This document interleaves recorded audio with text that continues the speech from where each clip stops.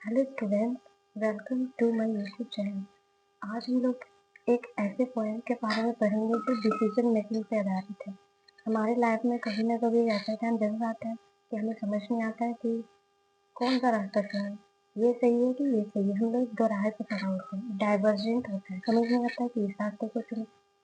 हमें कभी कभी लगता है कि जिस रास्ते पे सब जा रहा है वही राइट, और फिर हम उसी रास्ते को चुन लेते हैं। लेकिन ऐसा नहीं है, कभी कभी खुद के द्वारा लिया गया डिसीजन भी हमें एक अच्छे पोजीशन पे पहुंचा देते हैं।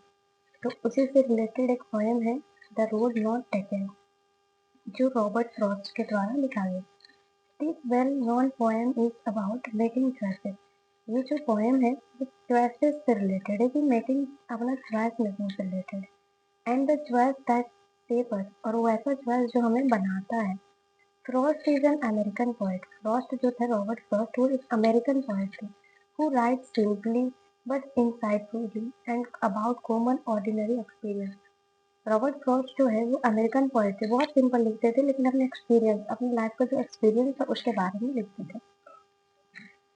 The major theme in Robert Frost's poem, The Road Not Taken, is about making choices। जो मेजर थीम है इस पोएम का वो है मेकिंग चॉइसेस। रॉबर्ट फ्रॉस्ट इस पोएम में लाइफ डिसीजन के बारे में लिखते हैं।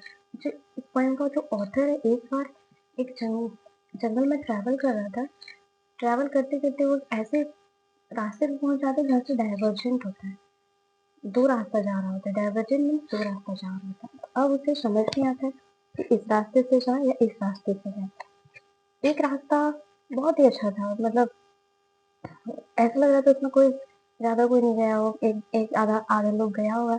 और एक रास्ता था जिसमें मतलब लग रहा था कि सालों से इसमें कोई ट्रैवल कर रहा है, और उसे लग रहा था कि अगर इस रास्ते से जाएंगे तो कंफर्म है कि हम एक अच्छा वो जगह पहुंच जाएंगे, इजी भी होगा। जो दूसरा रास्ता था जिसमें लग रहा था कि कोई नहीं गया है, हो सकता है वो डेंजर हो, प्रॉब्लम फेस करने वाला हो। तो इसी इसी प्रॉब्लम पे रॉबर्ट फ्रॉस्ट एक पोएम लिखते हैं, द रोड नॉट टेकन।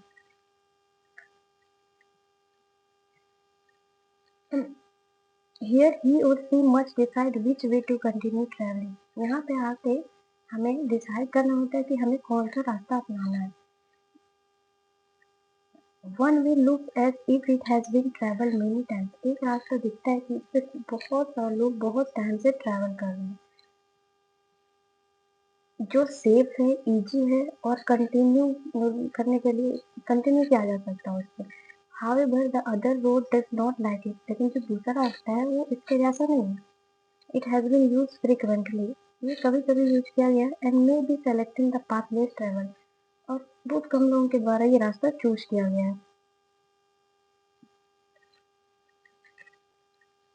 हम लोग इस पोएम को एक बार रीड करते हैं। Two roads diverged in a yellow wood, and sorry I could not travel wood. And be one traveler, long I stood and looked down one as far as I could, to where it bent in the undergrowth. Then took the other just as fair, and have been perhaps the better place, because it has grassy and wanted wear. Though as for that the passing there had worn them really about the same, and both that morning equally lay in leaves no step had trodden black. Oh, I kept the first for another day, yet knowing how we lead on to way, I doubted if I should ever come back.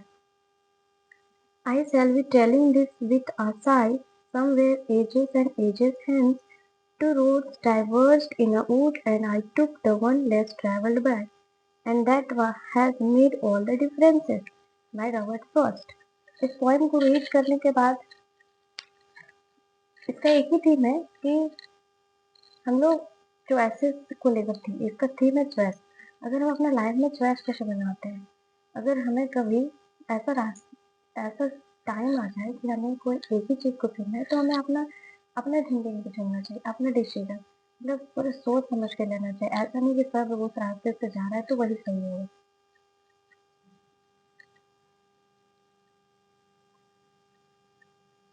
आशा करते हैं आप लोग को ये समझ आया होगा। The road not taken Robert Frost के द्वारा लिखा गया है। और अगर समझ आया होगा तो लाइक करें।